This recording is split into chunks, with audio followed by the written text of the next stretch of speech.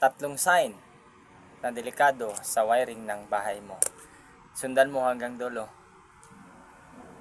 Good morning mga ka-circuit, this is a ka-circuit 2.0. So, sa umagang ito ay magbibigay ako ng tatlong tips, tatlong sign na delikado na wiring ng bahay mo.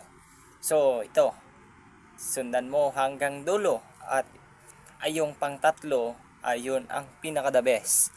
So, number 1 is improper wiring or substandard wiring. Ano nga ba yung mga substandard wiring? So, ipa-flash ko dito sa itaas. Yan.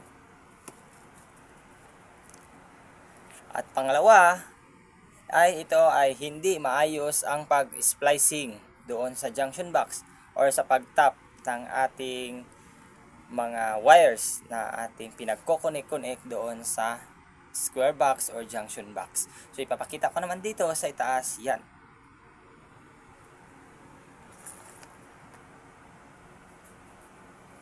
Pangatlo, hindi compatible yung breaker na ginamit ng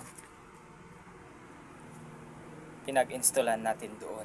Yon ang mga delikado or tatlong sign na delikado sa pag-wiring sa bahay mo. So, kung sa man umabot ng video to, ay mag-iwan ka ng comment, mag-like, and share na din. So, this is ka-circuit 2.0. Thank you for watching.